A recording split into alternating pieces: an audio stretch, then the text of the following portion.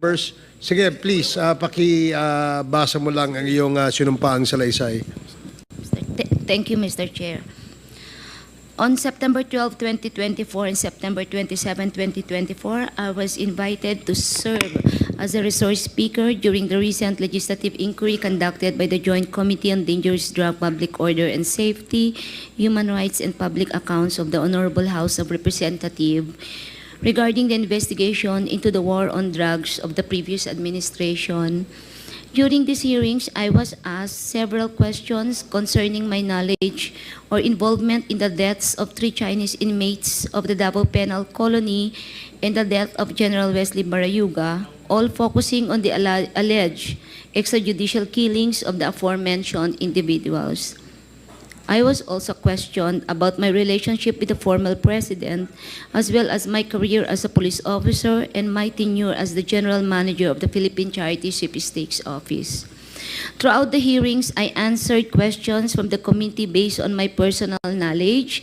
However, I did so with great apprehension as I recognized that my statements on national television could significantly endanger my life, the safety of my family, and other very close to me. After considerable reflection, I am now executing this affidavit to provide a comprehensive information to the Quadcom regarding everything I personally know about the war on drugs during the former administration. On May 2026,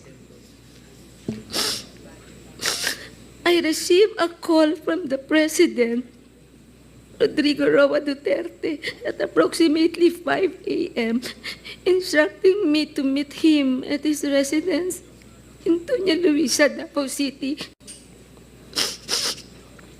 I was already acquainted with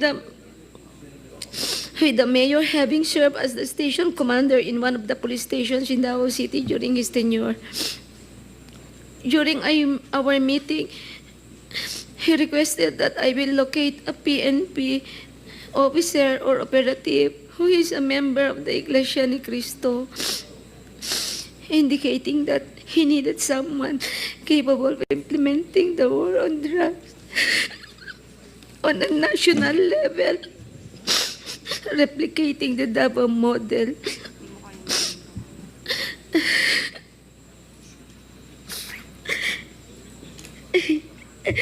The Davao model referred to the system involving payment and reward.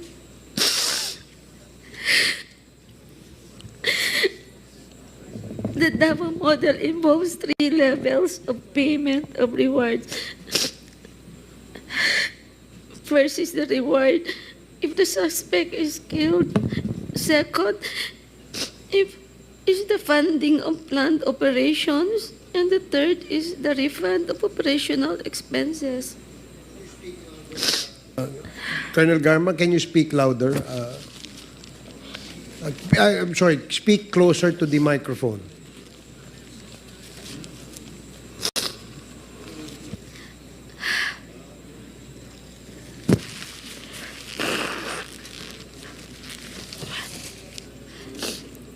Initially, I informed the President that I was unaware of any individual with those qualifications, as I had not been assigned outside of Davao City or had served in the national capacity within the PNP.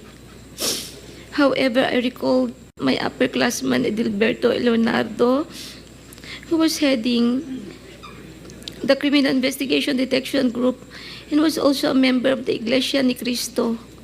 I mentioned his name to the President. On the same day, a certain individual named Muking contacted me to request for the phone number of Leonardo's contact details, which I promptly provided. A week later, I learned from Arthur Narsolis via phone call that Sir Leonardo had been summoned and was instructed to proceed to the Royal Mandaya Hotel in Davao for a meeting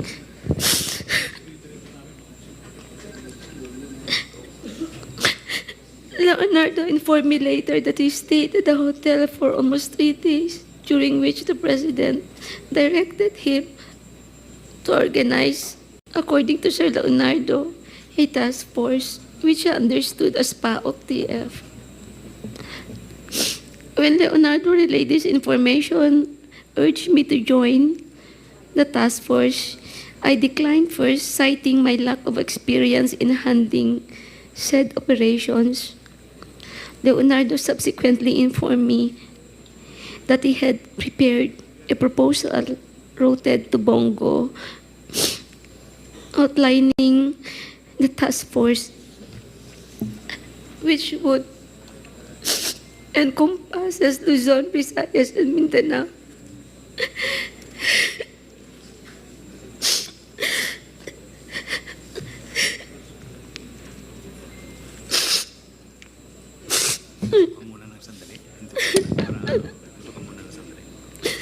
I am afraid of my life, Mr. Chair, and the life of my relatives and my friends and classmates.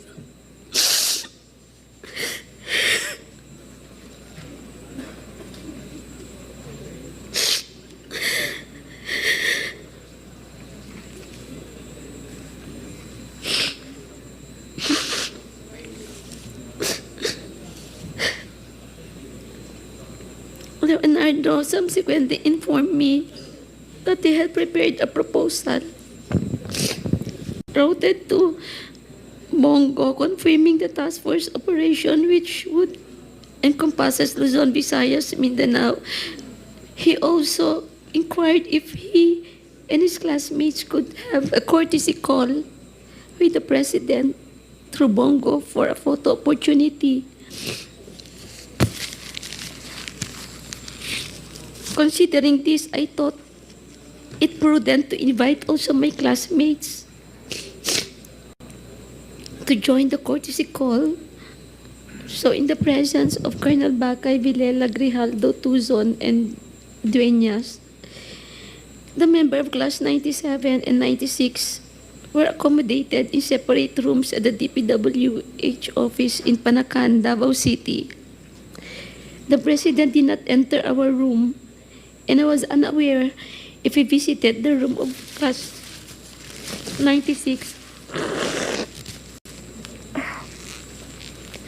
After the courtesy call, Leonardo informed me that the structure of the mentioned task force would undergo changes. In June of 2016, Leonardo has transferred from Manila to assume the position of the chief of the CIDG Region 11. During the initial 3 months of the assignment, I facilitated all meetings between Leonardo and Bongo at Leonardo's request.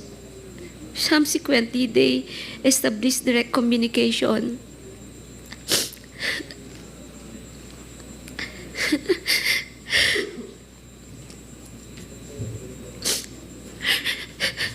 Leonardo informed me that he had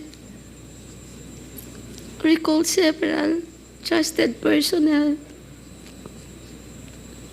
namely Lester, Romel Bactat, Rodel Serbo, Palma, Peter Parungo to serve as operative for the task force.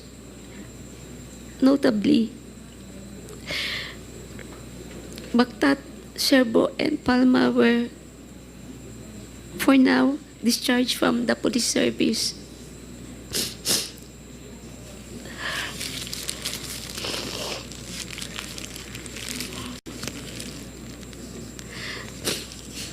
Romel Bactat, Serbo, Palma were all former police officers stationed at the CIDG 11 office.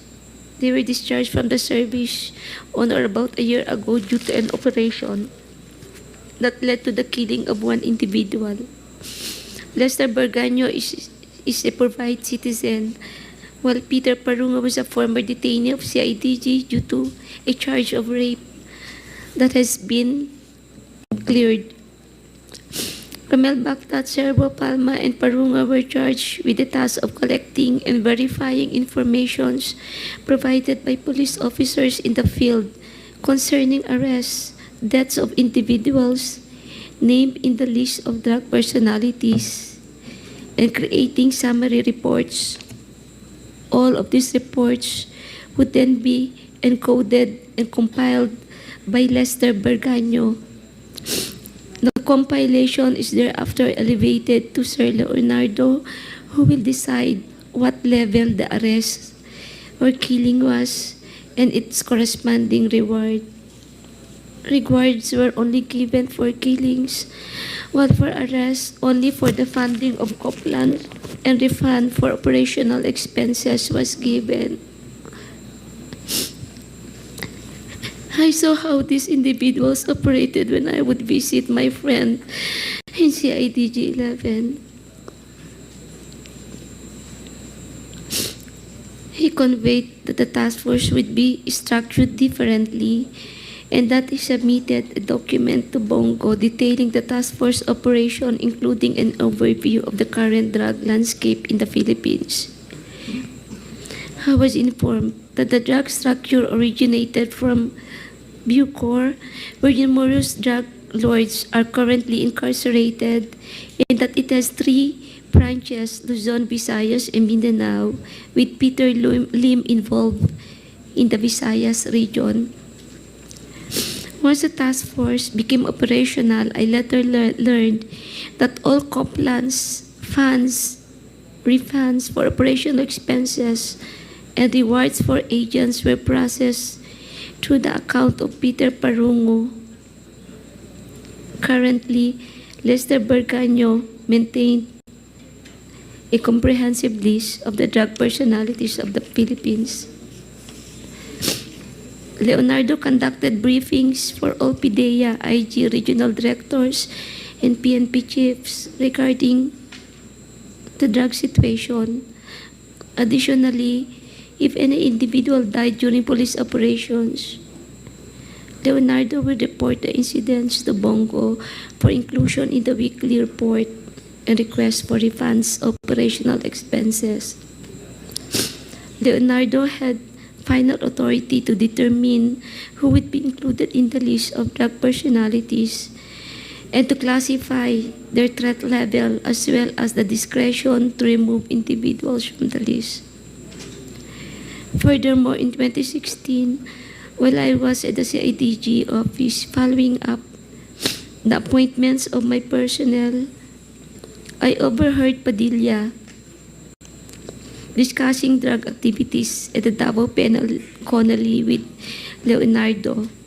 Padilla specifically identified certain Bucor officers involved in drug trade, notably mentioning an officer named Ginto, who was subsequently killed along with other Bucor members. These are the critical facts I personally know regarding the drug war of the previous administration. I am prepared to provide additional details and information in a supplemental affidavit or during an executive session at the discretion of the committee. I affirm the truthfulness and accuracy of the above statements to assist in the investigation by the Joint Committee, Your Honors. Mr. Chairman. Go ahead, SDS. Mr. Chairman, alam mo, papasalamat ako kay Ma'am Garma. And no, alam po natin ang nararamdaman mo.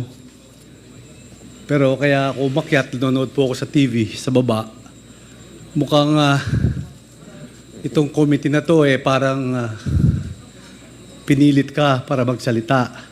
Kaya ka umiyak. Baka sabihin ang Quadcom, pinilit ka para magsumite ng affidavit at basahin mo. Umiyak ka. So, gusto po namin kasi na pakita mo talaga na kusang loob ang sasabihin mo dito sa Quadcom. Wala pong sapilitan at galing po sa puso nyo ang pagsasalita. So, kaya po ako umakyat, nasa baba ako, kausap ko yung mga ibang kasama natin. Ma'am Garma, alam ko naman po yung sitwasyon nyo. May nanonood po sa atin buong Pilipinas, lalo na sa Mindanao. Alam ko po kung ano nararamdaman nyo. Pero pakita nyo naman po, in the interest of fairness of every Pilipino, pakita po natin yung fairness dito. Kung titignan nyo po yung mukha nyo sa TV, ang analisa po namin, parang itong committee na to, which is ako na bigla, may affidavit kayo. Kaya ako po sana, kung pwede, kasi hindi po naintindihan yung mga binabasa nyo, yung mga nanonood. Yung affidavit nyo, hindi po naintindihan yung mga televiewers natin.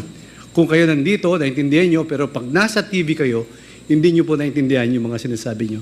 Mr. Chair, on that note, kung pwede po, magpahingat siya, huwag siya umiyak, sabihin niya lahat in a clear reading, in a clear words. Ako po, I move sana para basahin niya ulit yung kanyang affidavit, Mr. Chairman. Salamat po. Siguro, Miss Rohina Garma, we will give you time to be composed. And we cannot blame you doon sa inyong emotion. Ako rin, nabigla din ako doon kasi it's a sudden turnaround, no? From the last mga hearings po natin. And suddenly, we will be receiving an affidavit like this, no? Siguro, malapat lang pong sabihin natin sa committee to kung somebody forces you to execute an affidavit like this. That a while ago, the reason why we're asking Congressman Manuel to hold his gun kasi nga I was able to see the affidavits and I really wanted to read muna for a while. And 4 pages lang naman po yun. So, nakakagulat din po yung nilalaman ng inyong affidavit dahil a complete turnaround. So, meron po bang pumilit sa inyo para i-execute itong affidavit na to? Wala po, Mr. Chair. It took me 1 week to make some reflections po. And what And, pushes you to execute? I realize the truth will always set us free, Mr. Chair. And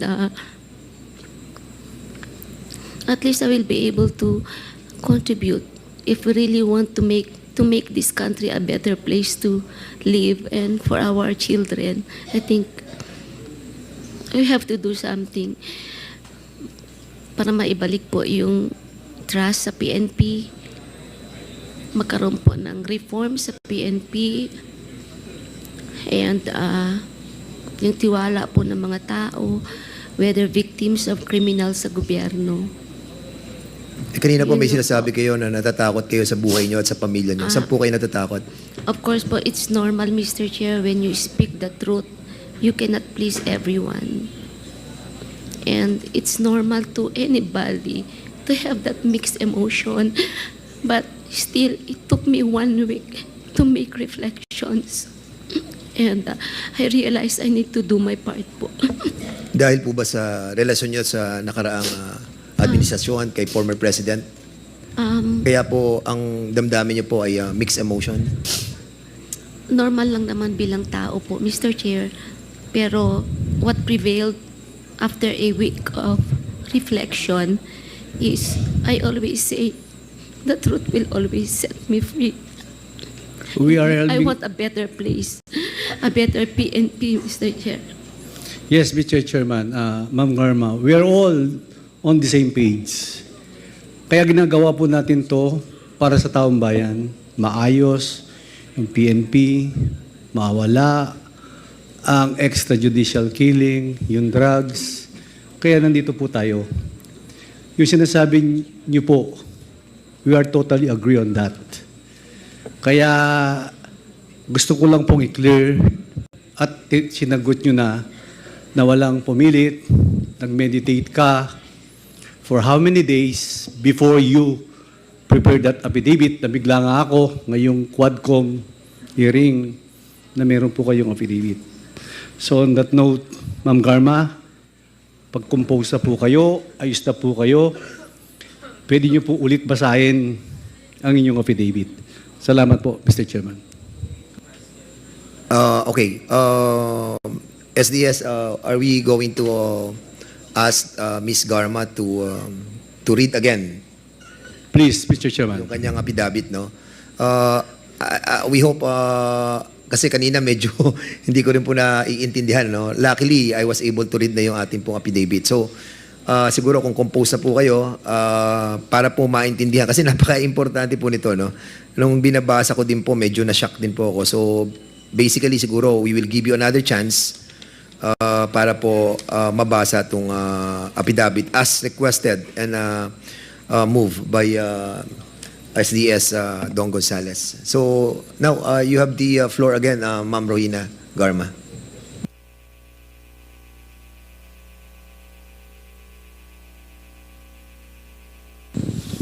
On September 12, 2024 and September 27, 2024, I was invited to serve as a resource person during the recent legislative inquiry conducted by the Joint Committee on Drugs. Ma'am, can you put the mic a little bit closer to your mouth, please? Yes, sir. During these hearings, I was asked several questions concerning my knowledge or involvement in the deaths of 3 Chinese inmates at the Davao Penal Colony and the death of General Wesley Barayuga, all focusing on the alleged extrajudicial killings of the aforementioned individuals. I was also questioned about my relationship with the former president, as well as my career as a police officer and my tenure as the GM of the Philippine Charity Sweepstakes Office. Throughout the hearings, I answered questions from the committee based on my personal knowledge. However, I did so with great apprehension as I recognized that my statements on national television could significantly endanger my life, the safety of my family, and others close to me. After considerable reflection, I am now executing this affidavit to provide a comprehensive information to the Quadcom regarding everything I personally know about the war on drugs during the former administration. On May of 2016, I received a call from the then President Rodrigo Duterte at approximately 5 in the morning, instructing me to meet him at his residence in Doña Luisa, Davao City. I was already acquainted with then Mayor Duterte, having served as a station commander in one of the police stations in Davao during his tenure. During our meeting, he requested that I locate a PNP officer or operative who is a member of the Iglesia ni Cristo, indicating that he needed someone capable of implementing the war on drugs on a national scale, replicating the Davao model. The Davao model referred to the system involving payment and rewards. The Davao model involves 3 levels of payments of rewards. The first is the reward if the suspect is killed. Second is the funding of planned operations. Third is the refund of operational expenses. Initially, I informed the President that I was unaware of any individual with those qualifications as I had not been assigned outside of Davao, nor had I served in a national capacity with the PNP. However, I recalled my upperclassman, Edilberto Leonardo, who was handling the Criminal Investigation Detection Group and was also a member of the Iglesia ni Cristo. I mentioned his name to the President.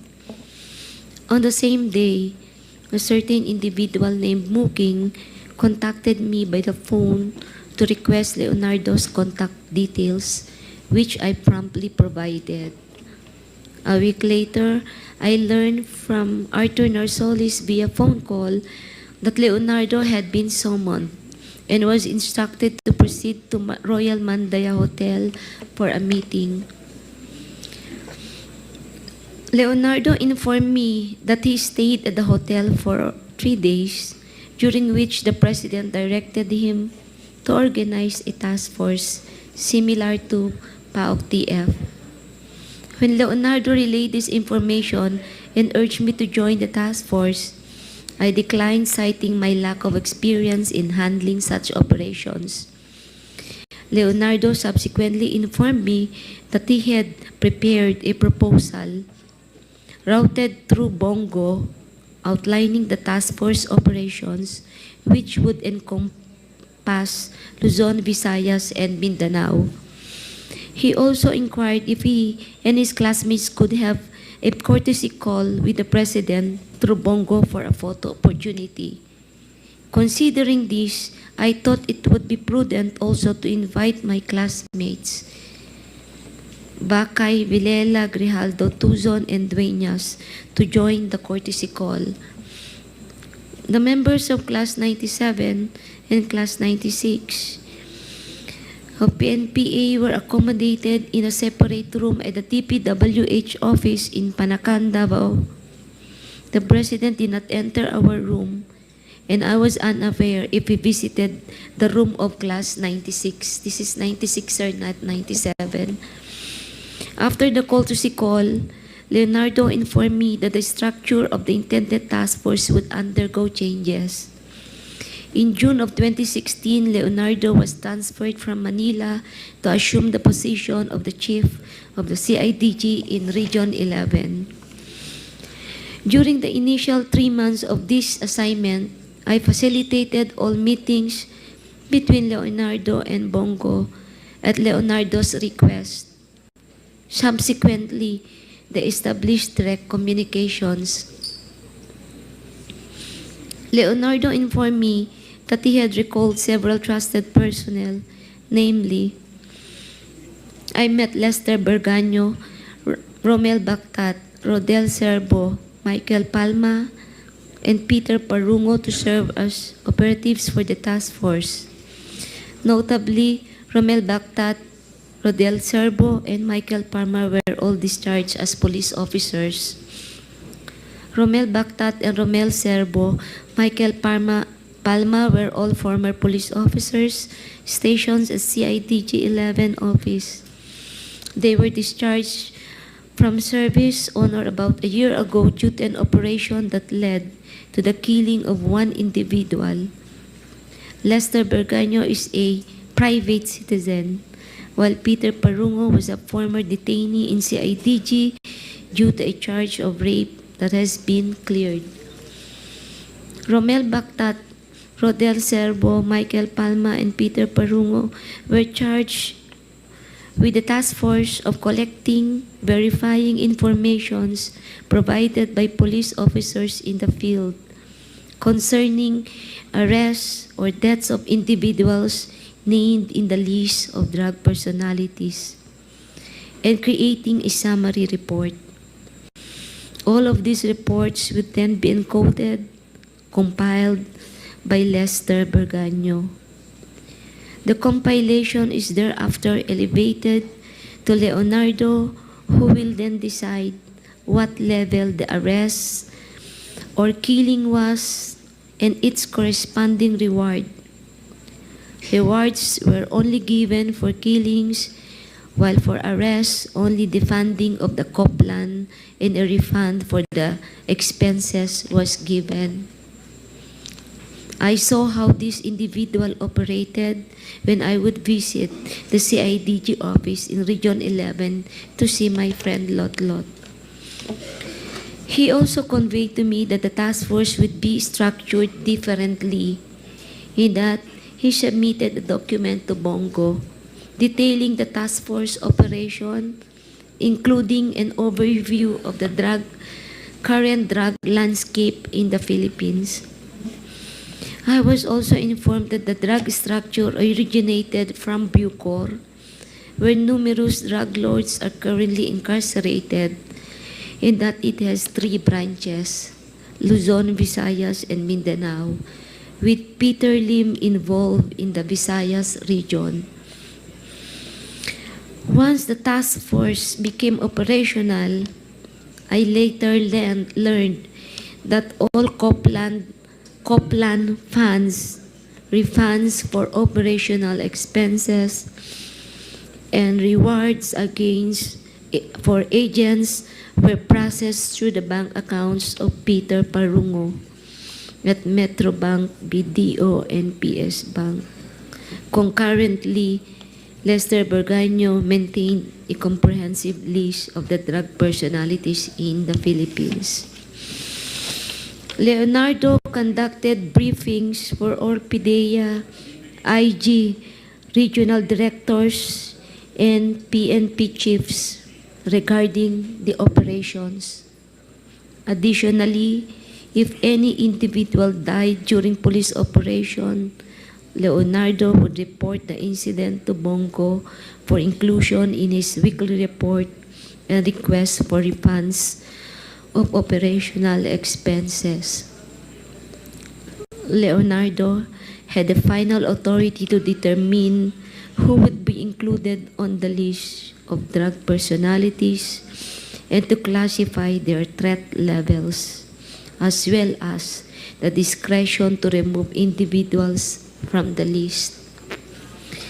Furthermore, in 2016, while I was at the CIDG office, following up on personnel appointments, I overheard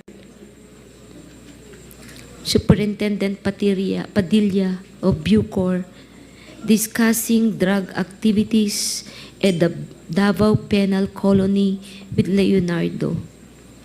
Padilla specifically mentioned certain Bucor officers involved in the drug trade, notably mentioning an officer named Ginto, who was subsequently killed along with other Bucor members. These are the critical facts I personally know regarding the drug war of the previous administration. I am prepared to provide additional details and information in the supplemental affidavit or during an executive session at the discretion of the committee. I affirm the truthfulness and accuracy of the above statement to assist in the investigation by the Joint Committee on Dangerous Drugs, Public Order and Safety, Human Rights, and Public Accounts of the Honorable House of Representatives, the Quadcom. Mr. Chair. Tapos na po kayo, ma'am? Ma'am Yes, Garma. Mr. Chair. So on that note, ma'am, maraming salamat ulit sa pagbasa niyo sa inyong affidavit. Thank you, Mr. Chairman. Thank you, Congressman Gonzales. So the first to interpolate Colonel Garma is Congressman Raul Manuel. You have 10 minutes. Thank you, Mr. Chair. Mr. Chair, I'm actually shocked by the contents of the affidavit. So I'll be asking clarificatory questions. I'll be focusing dun sa nabanggit na reward system, Mr. Chair. Mr. Chair, sa affidavit ni Colonel Garma, binanggit niya na siya ay dating pinatawag ni former President Rodrigo Duterte. Nung pinatawag siya, ibinahagi ba yung plano na i-implement nationwide yung war on drugs? Tama po ba? Yes, Mr. Chair. Mr. Chair, nung mayor si former President Rodrigo Duterte sa Davao, implemented na doon ang war on drugs based sa kung paano natin siya ngayon napoperceive. Tama po ba? Yes, Mr. Chair. Okay, Mr. Chair, at least ngayon, buti po ay na-admit iyon ni Colonel Garma dahil nung nakaraang mga pagtanong po natin ay hindi pa agad din yon na napuput on record dito sa komite. At least po ngayon ay alam na po natin talaga once and for all. Mr. Chair, nung station commander si Colonel Garma, nung panahon ni former President Rodrigo Duterte as mayor, ibig sabihin po ba nun ay, given her role, isa po siya sa mga nag-implement ng war on drugs sa Davao. Tama po ba iyon, Mr. Chair?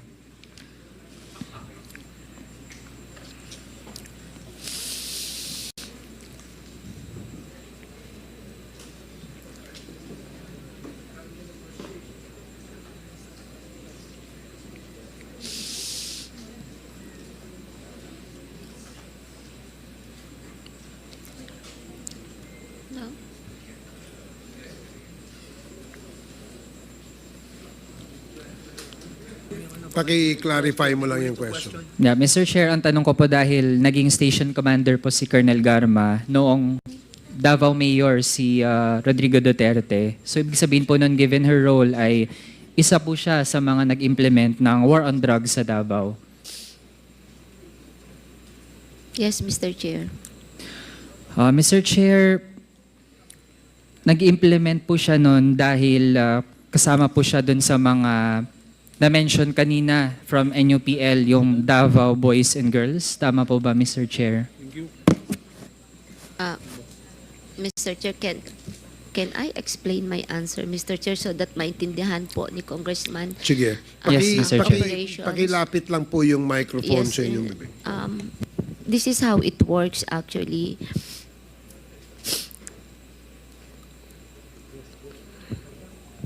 Pag mag-conduct po ng police operation, kasi po ang police, if the operation po is successful and you file the case in court, you will submit a report sa City Hall monthly at nakalagay po doon na na-file po yung kaso, nakalagay din po yung IS number po, proof na na-file po yung kaso and the details of the case. And once isubmit mo to, yung operational expenses po ay nare-refund. That's 5,000 pesos per case po, per operation. Ngayon po, kung malaki po yung operation mo at kailangan mo ng operational fund, gagawa ka ng COPLAN, you will also request po sa City Hall for the funding of the operation plan. Now, in case din po na nagkaroon po ng operation and subsequently po nagkaroon po ng death on the part of the suspects po during a legitimate operation, meron din pong corresponding amount po na binibigay, Mr. Chair. So that is how it works po. So, Mr. Chair, ibig sabihin ay totoo ngang merong Davao Boys and Girls na nagpatupad ng war on drugs. To confirm, Mr. Chair, tama po. Na yun yung mode of operations as described. Tama po ba? Yun yung kinakonduct, yun yung ginagawa nitong Davao Boys and Girls. Ganun po yung sistema po ng how you will refund yung operational expenses. Kung ano po yung tawag nila at ano po yung ipinangalan ay for me it's not relevant as long as yung process on how the funds are being provided po, yun po yung ine-explain ko lang po. If that is how po ang pag-perceive, that's how it is politically described po, then that's it po. Okay, Mr. Chair, dun sa reward system, kasi nasa affidavit din po, na nire-refund ang operational expenses, tapos may funding din para sa planned operations, ito yung co-plan, tapos may reward din kapag napatay yung suspect. Tama po ba, Mr. Chair? Yes po, Your Honor. Mr. Chair, may nakuha po kasi tayong impormasyon, although nung mga nakaraan ay parang haka-haka lang siya, pero ngayon na nag-hold tayo ng investigations ay nakakakuha po tayo ng mga sources na pagdating po dun sa reward system ay kapag ang napatay ay isang pusher, yun yung tinatawag na level 1, tapos 50,000 ang reward. Mako-confirm po ba yun ni Colonel Garma, Mr. Chair? Mr. Chair, I am not so familiar po sa specific amounts, but true, there is a amount po per level. I think Colonel Leonardo can explain po kung ano yung specific amount. Kapag baka magkamali po akong sasabihin na 50 nga o 100 o 1 million yun. But there is a corresponding amount per level, Mr. Chair. Sige. Mr. Chair, sa information na nakuha natin ay merong 4 na levels. Yung level 1 ay 50K para sa pusher. Kung napatay ay pusher. Kung big time pusher naman ay yun yung level 2, 100K. Tapos kung narco cops, narco politicians, or protectors ay 300 to 500K. Tapos kapag trader, manufacturer, chemist, yung mga ninja cops, or mga financiers, yun yung level 4, 1 million yung reward kapag napatay sila. Familiar po ba iyon kay Colonel Garma? Yung ganong leveling and amounts? May amount po, Mr. Chair, from what I understand, starting 20,000 to 1 million. But I'm not familiar sa mga bracketing po, Mr. Chair. Mr. Chair, yung 20K, yun po yung mga street level or mga small time na natatag na involved sa drug trade. Tama po ba? Most likely kasi yun po yung pinakamaliit na amount as far as that's I know, Mr. Chair. And to compare, Mr. Chair, yung mga napatay dun sa Davao Penal Colony ay dahil ang kanilang task di umano doon sa drug trade ay yung pagiging mga chemist. Kaya kapag ganun, level 4 sila, kaya naging 1 million per head yung presyo, kumbaga, or yung reward para sa pagpatay sa kanila. Tas dahil 3 sila, kaya 3 million. Tama po ba, Mr. Chair? Hindi ko po alam, Mr. Chair, hindi ko nakita kung magkano kung talagang mayroon pong na-classify sila kung anong level, ay hindi ko po nakita kasi. Pero you can confirm na yung pinakamataas ay 1 million. As far as I know, Mr. Chair. Kaya, Mr. Chair, doon sa pag-i-implement ng war on drugs on a national level, doon sa pakikipag-usap ni Colonel Garma kay former President Rodrigo Duterte, sinabi ba niya na meron siyang layunin na yung Davao model ay i-implement sa buong bansa? May ganun po ba, Mr. Chair? Yes, Mr. Chair. And Mr. Chair, doon sa ganitong plano ay on loop po doon ang incumbent senator na si Bongo. Tama po ba? Mr. Chair, I didn't get the question. Kindly repeat po, Your Honor. Mr. Chair, doon sa plano na itong Davao model ay implement siya sa buong bansa, based sa naging affidavit, gusto nating ma-confirm na mayroong papel din dito si Senator Bongo. Tama po ba?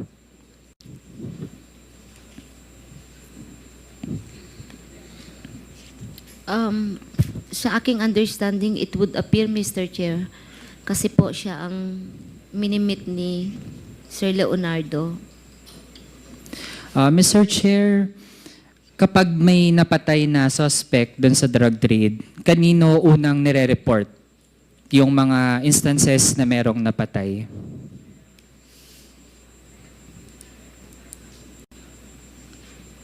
Sa ground kasi may gagawa ka ng report, Mr. Chair, spot report. And then, meron pong phone number na na-disseminate sa lahat po ng RD, PD, Chief of Police, kung saan po tinetext po yung result ng police operation. And these phone numbers are handled, hinahawakan po nung mga tao po ni Sir Leonardo. Mr. Chair, since naging bahagi po si Colonel Garma ng War on Drugs sa Davao, familiar po ba siya or alam po ba niya kung meron ding kompetisyon sa iba't ibang mga police stations sa number ng mga napatay? Lalo na't kung meron palang reward na napatay yung isang tao as compared to inaresto lang. So meron bang ganong tipo ng kompetisyon among police stations?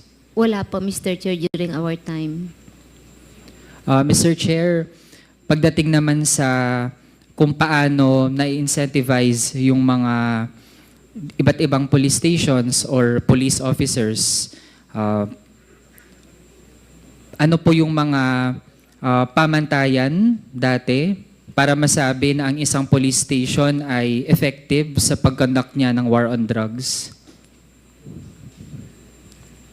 Meron kasing, sa amin nung sa Davao kasi po, It depends po kasi sa station na hinahawakan mo kasi naka-profile na po yan kung anong classification po ng drugs, kung infested po ba ng drugs yung mga barangay. So meron na pong projection po. Kasi meron po kami noong tinatawag na yung may baseline po kasi kami na naka-establish during that time.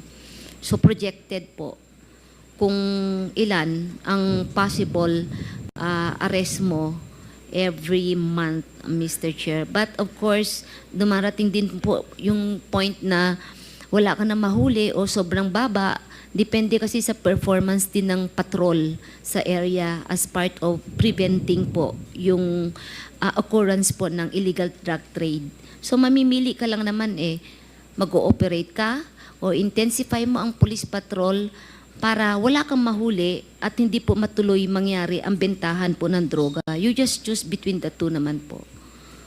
Kaya, Mr. Chair, yun yung tungkol sa reward system kapag may napatay na mga suspect. Kahit nga, we would like to underscore na mga suspect pa lang yun. Mr. Chair, pagdating dun sa funding ng mga planned operations, sino po ang nagfa-fund ng mga ganong operasyon, yung tinatawag na co-plan, batay dun sa affidavit? What I understand pong alam ko po, pag malalaking police operation, the case operation plan ay sinasubmit po kay Sir Leonardo for funding. And I think si Sir Leonardo po maka-explain kung saan po galing ang pondo, Mr. Chair.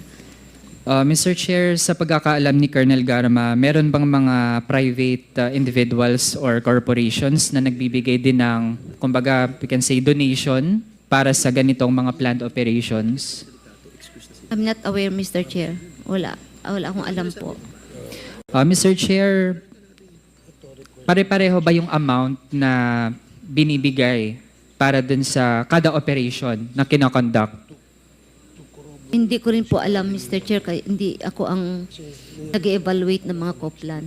Basta ang alam ko lang, sinasubmit po sa kanya and siya po ang magpapacilitate for the funding, Mr. Chair.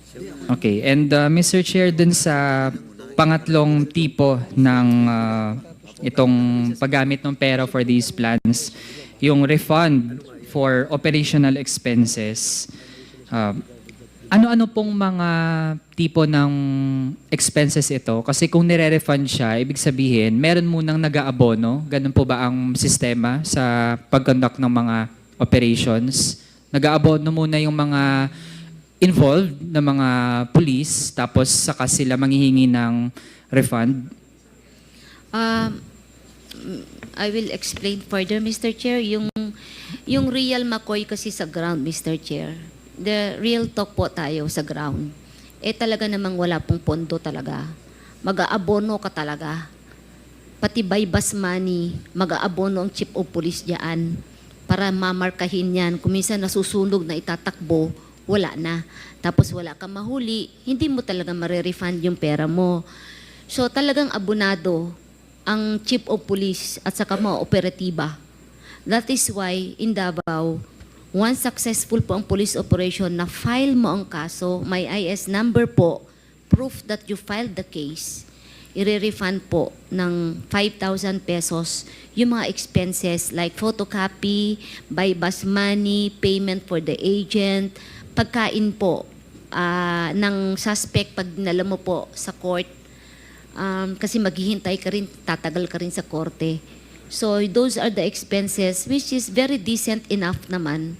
Just enough para lang maibalik at ma-refund po yung mga personal expenses na nagastos po ng chief of police o ng mga operatiba during police operation, Mr. Chair. Mr. Chair, dun sa mga nagpapa-refund for operational expenses, saan o kanino kinukuha yung mga pang-refund na mga amounts? Are we referring to the national scope, Mr. Chair? My question lang, or Davao?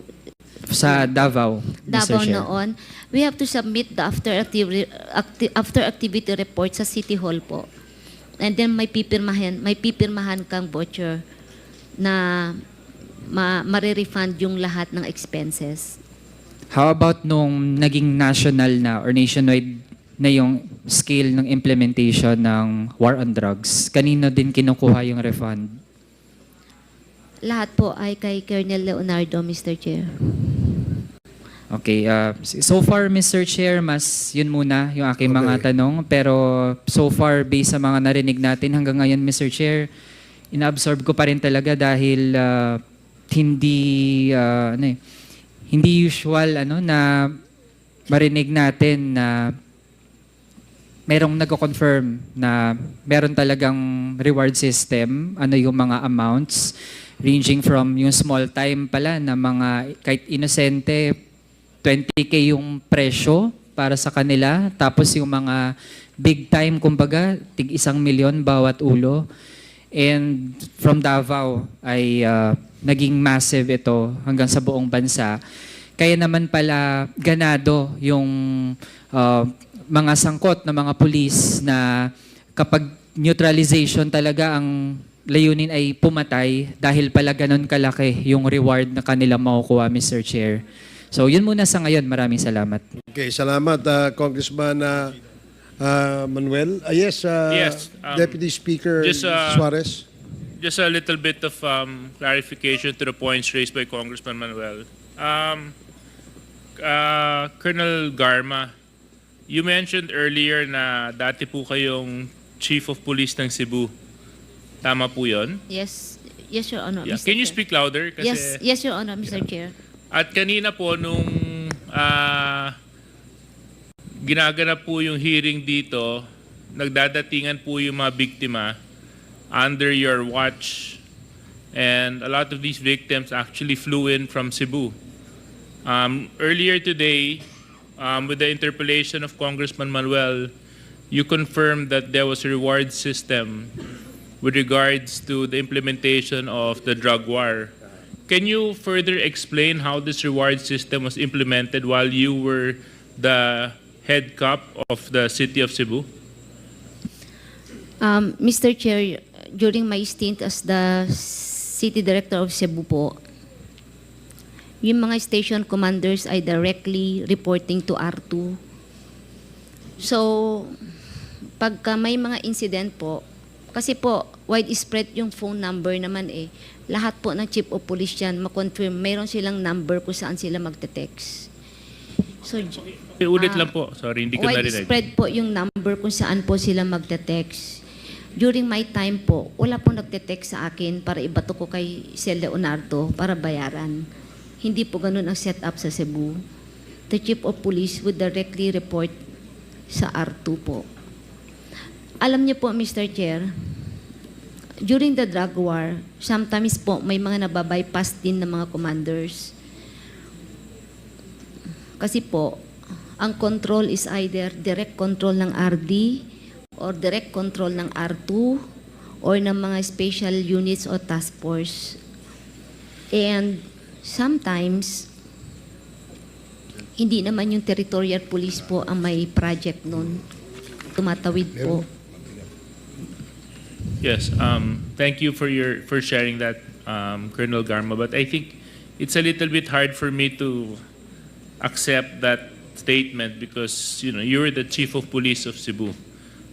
Cebu being a highly urbanized city, usually yung mga regional directors will actually respect, and I'm sure some of the police officers would confirm this with regards to how you supervise, manage the affairs of the PNP in that area.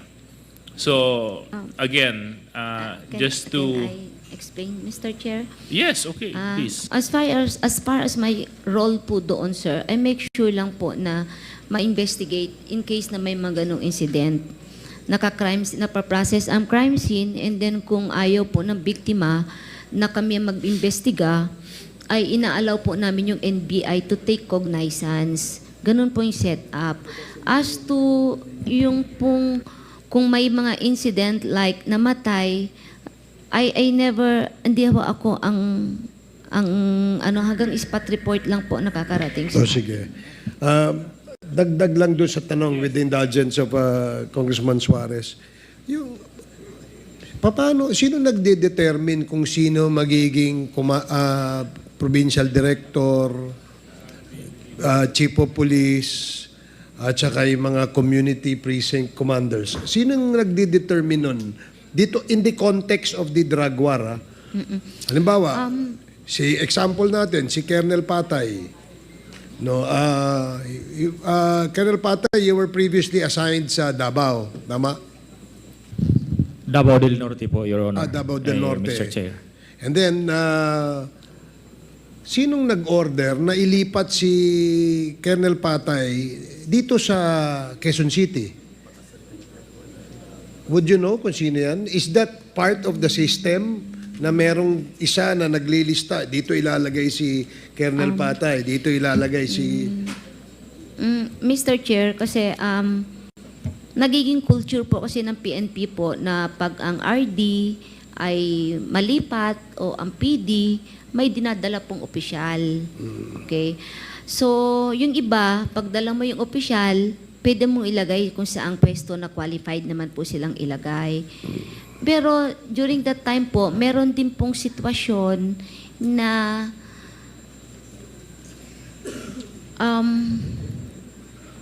some would volunteer that they Volunteer. yeah, So, merong nagbo-volunteer. nagvo-volunteer, which is I think naman po is nagagrant kung minsan because they would say that they can deliver. And what can they deliver? Ano yung bakit, Mga projects po sa area, sa war on drugs Be po. specific para lang for our education kasi hindi naman namin naintindihan. Yung sinabi mong project, ano yun? Example po, Mr. Chair, alimbawa lang po, like, mag-regional chief ka, halimbawa po, ng isang unit sa IDG. In the case po of Sir Marcos po, Si Colonel Marcos. yeah, I Okay. think mayroong arrangement Colonel, yan. can you speak louder? Yes. May arrangement niya na he could deliver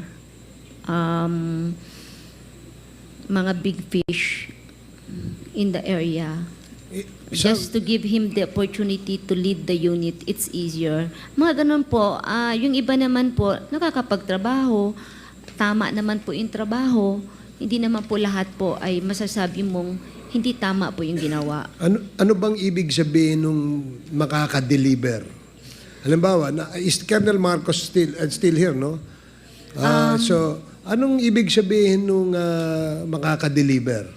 It's a lingo po sa PNP during that time na if you use the word deliver, ay mahuhuli mo yung malaking big fish. Mahuhuli. Level 1, level 2 at sigurado po patay po.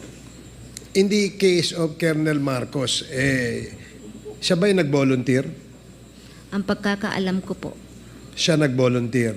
Sige. Yes, sir. Mamaya Pagkakaalam ko lang po. Tatanungin natin siya. So, in order for us to understand fully kung ano yung konteksto nung sinasabing drug war, in the previous hearing, Chairman Acop has tasked the Director General of the BITEA, no, to help us understand ano ba itong drug list, ano ba itong narco list. And in that request by Congressman Acop, we put that into motion where during that time, it was unanimously approved by the committee. So, may we ask now, DPDEA, kung meron ba kayong pwedeng i-submit, ipakitang report dito sa committee ito? Yes, Your Honor. We will show to you how the drug list came about. And this is very crucial in relation to the story of Ms. Garma. So, in other words, DG, masusuportahan nyo yung sinasabi ni Colonel Garma? As far as the making of the drug list, sir, is concerned. Okay, will you Yes, sir. submit to us or are you going to make a presentation? We will give you a copy, sir, but again, we ask for your indulgence. Please find time to look at it because we assure you that after we finish the presentation, you will understand how this list came about. And Sige, please. yes, sir. I would like to request our Director for Intelligence, Director Bitong, sir, to brief. Okay. So with the indulgence of the members of the committee, we will allow the PIDEA to make this presentation or this report before the Quadcom. Please proceed.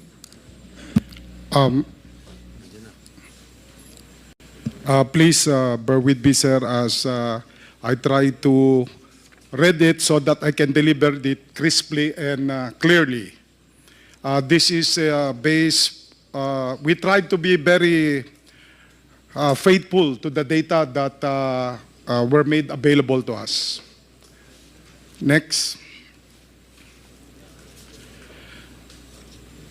So actually, sir, what I'm showing is the history of the PRRD's list.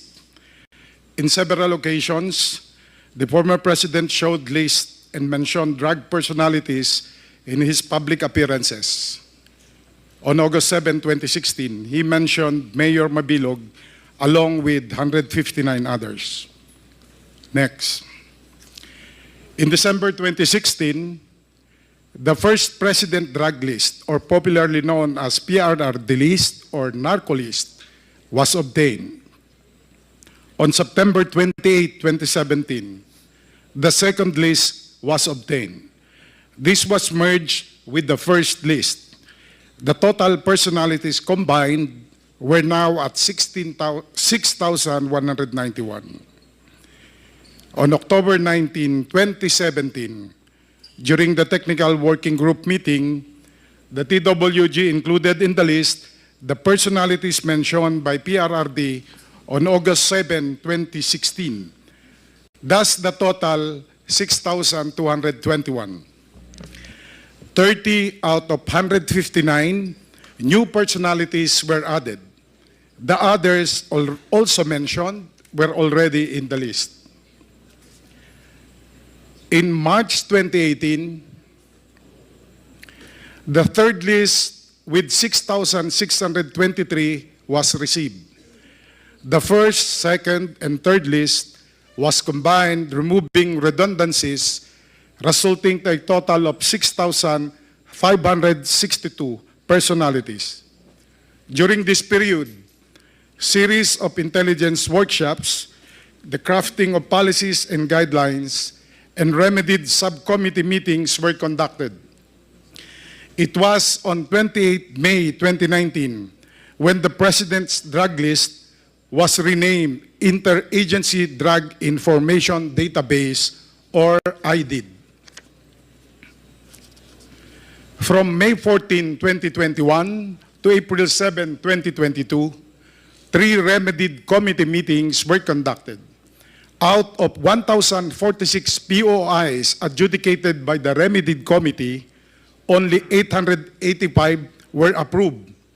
600 POIs recommended for deletion, 249 for relegation to suspense file, and 36 for retention. And 153 POIs remain pending. This is the current IDID, the working database that is the product of Remedied from the first, second, and third list. Upon the assumption of PBBM, the committee members conducted several consultation meetings. A letter signed by current SILG as chairman, the former SILG, as chairman of Remedied Committee, proposing the dissolution of the Remedied guidelines and procedures was forwarded to the Office of the President on May 24, 2024. This is yet to be approved. Meanwhile, the different regional adjudication committees are continuously deliberating their IDID. In our effort to come up with a comprehensive study, PIDEA obtained the following e-copies, as shown. When PIDEA was tasked to study the origin of PRRD list, PIDEA gathered versions from other sources as shown. First on the list is the new target list. It is the file name. It was recovered from old PIDEA files. The original list in August 2020 was acquired by the Director General of PIDEA on September 2024. The PRRD list pro-NIR was recovered by the Deputy Director General for Operation, ASEC Renato Gumban. And the ID list is the working database maintained by PIDEA, processed from first, second, the PRRD pronouncement, and the third list. I will show you, sir, the details of the different lists.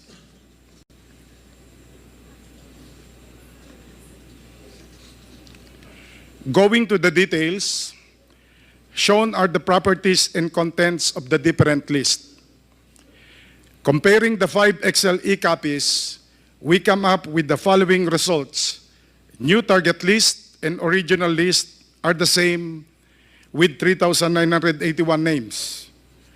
The August 2020 and PRRD list pro-NIR have minor differences. File name PRRD list pro-NIR has only 31 worksheets compared to August 2020 with 32 because it contains worksheet NIR. IDID, the official list of remedied committee, has a total of 6,276. Let me just note that Attorney Wesley A. Barayuga, the PCSO official killed on July 30, 2020, was included in August 2020 and PRRD list pro-NIR, but never in IDID. Going deeper, sir,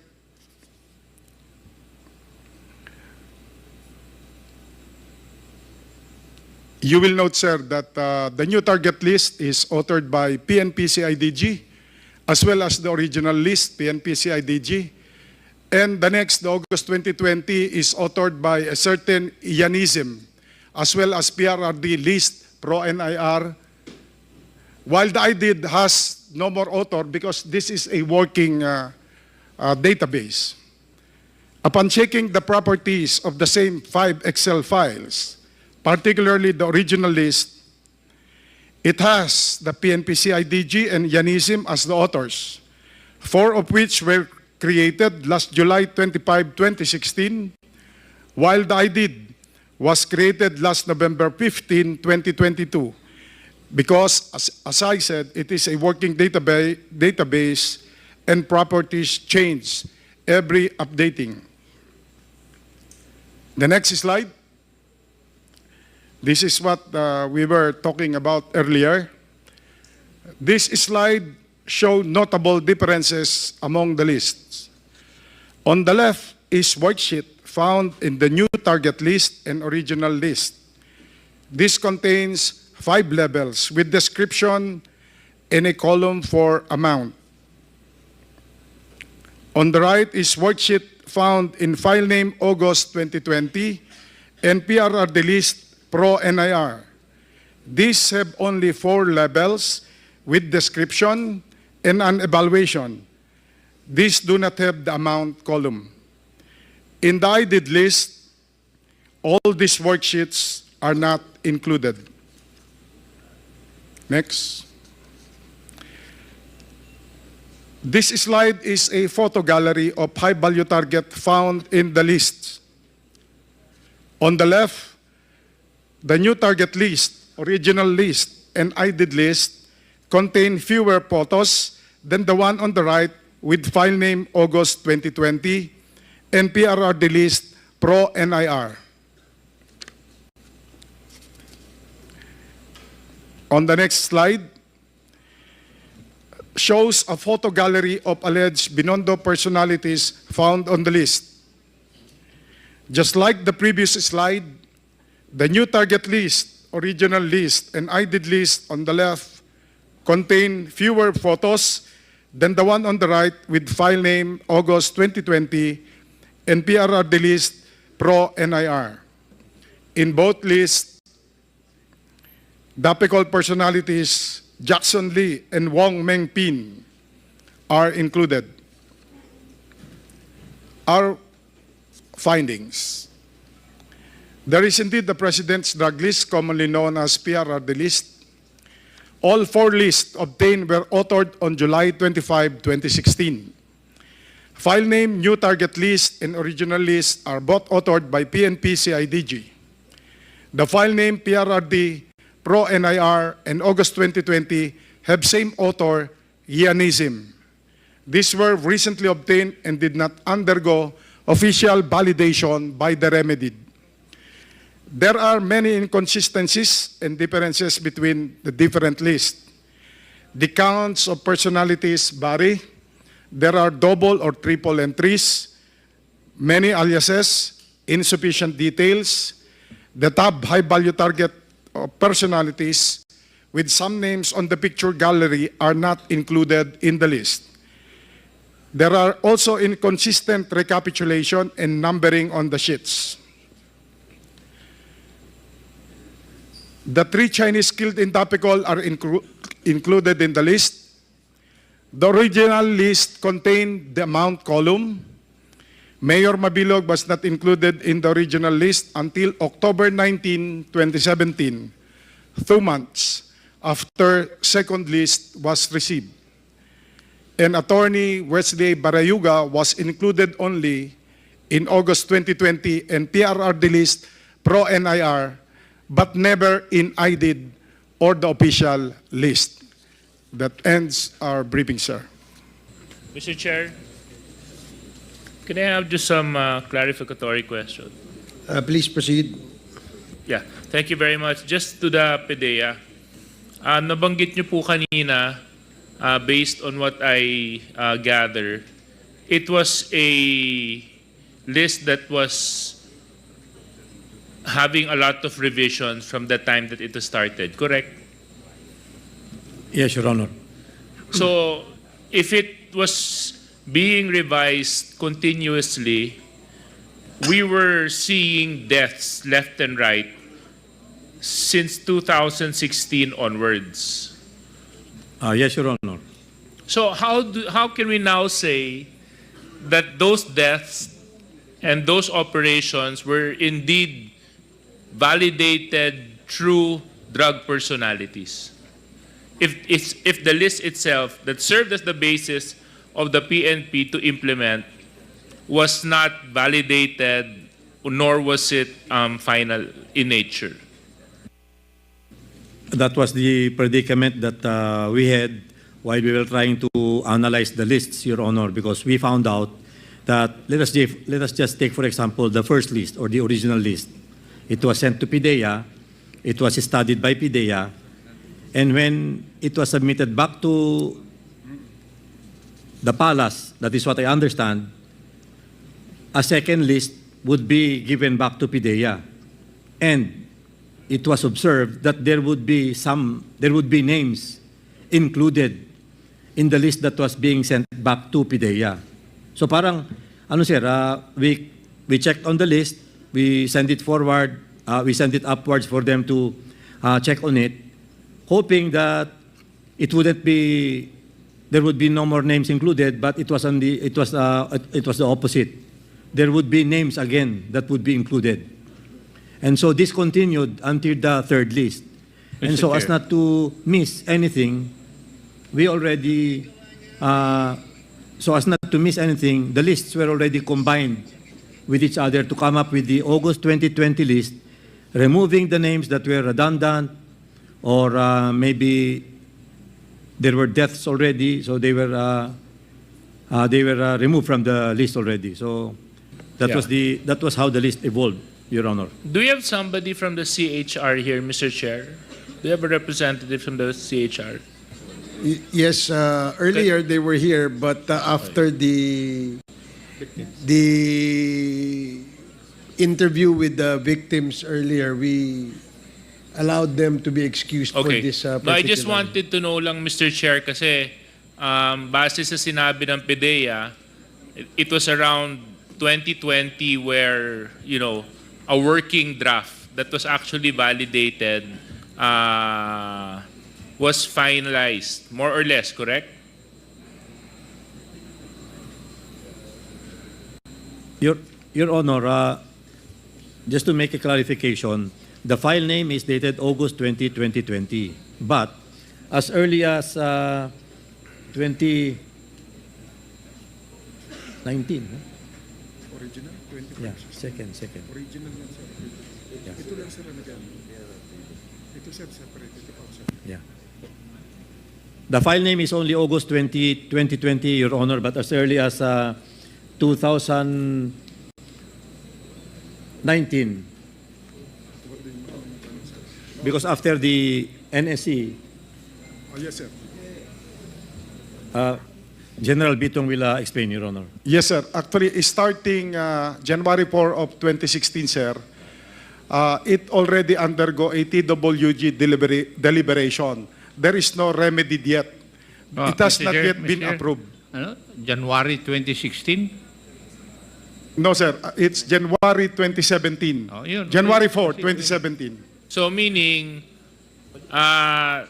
it was on July 1 that the former president assumed office. So it was not until the following year of the first month, January 2017, that this list was, how do you say it, processed, correct? Sir, may I... actually, sir, starting July 4 of 2016, 5 days after the assumption, the President started showing already and announcing, showing in public the President's list. So what was the basis of that list? We only got the official list on January 4 of 2017, the first list. Colonel Patay, di ba tanong ko lang, di ba sabi nyo kanina na-assign kayo sa Davao Del?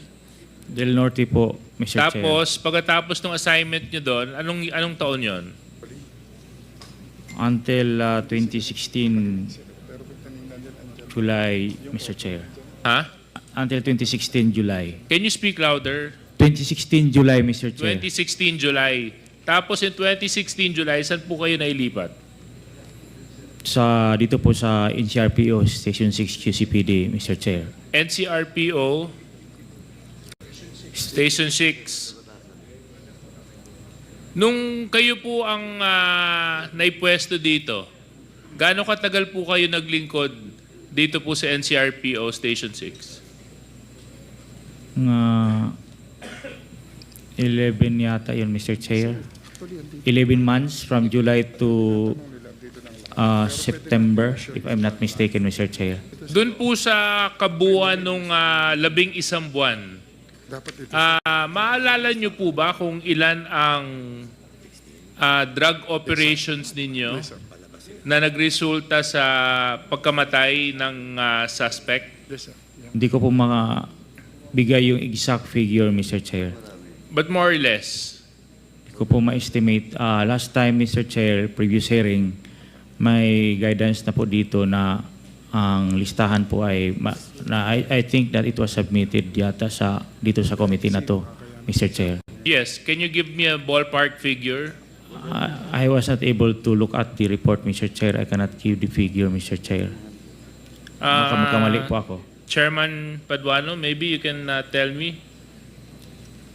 Anyway, just to correct your statement, Colonel Patay, of course, baka nakalimutan mo na, you stayed in NCRPO, QC, station in Batasan.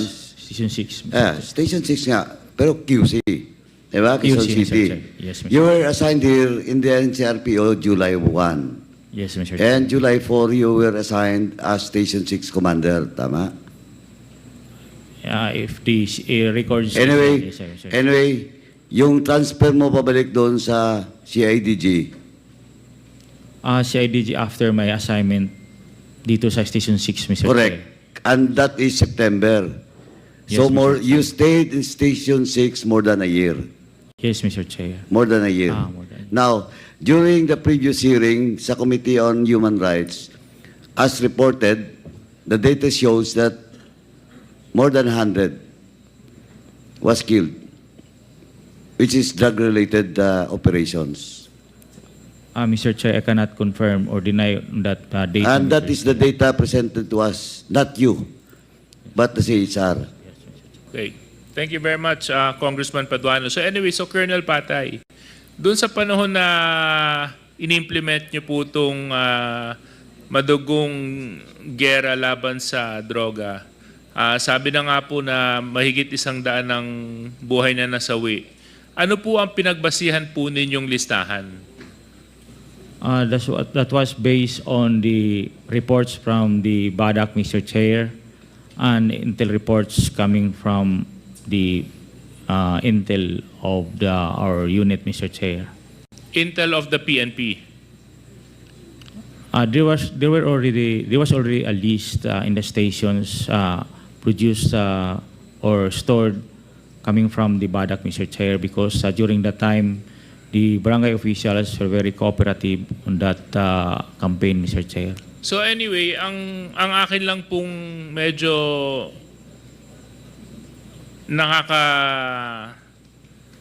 dala ng konting, hindi naman konti kasi ang malaking pangamba, Mr. Chairman, is PDEA said that it was a working draft, this list that was used as basis to implement the drug war. And it was not until 2020 was an interagency task force was created to have still a processing draft of a list. And that was 2017, 2018, 2019, 2020. That was 4 years after the assumption. How many lives were lost during that time? The question now is, doon sa mga namatay at inoperate, ilan doon ba talaga yung inosente at hindi dapat nasa listahan? Kasi yung mismong listahan na pinagbabasihan, hindi pa nga final in nature, Mr. Chair. So, siguro, Mr. Chair, one of my requests is for PDEA to give us this list and we can cross-match it to those individuals that were, how do you say it, unjustly lost their lives, and then we can see really the loopholes in the implementation of this drug war. That's my point, Mr. Chair. Maraming salamat. Okay. Salamat, Congressman Suarez. So the next to interpolate is Congressman Dan Fernandez. You have 10 minutes. Okay, salamat po. So we have invited yung sa PCSO, no.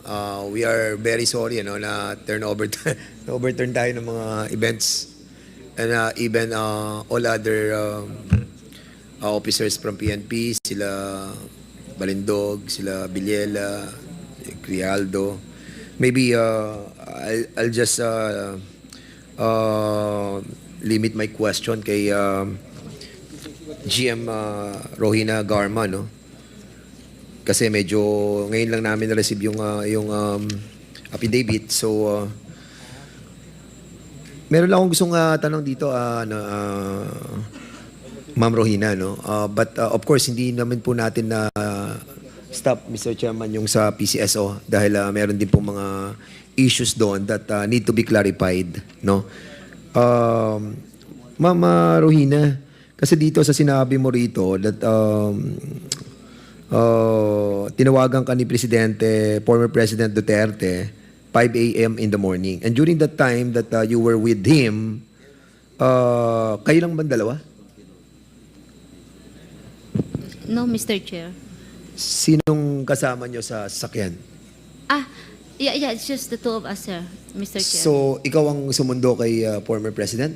I have my vehicle kasi, so nag-drive ako papunta doon. And then sabi niya, sasakay na lang siya sa loob ng sasakyan. So, you were driving the car? Yes, sir.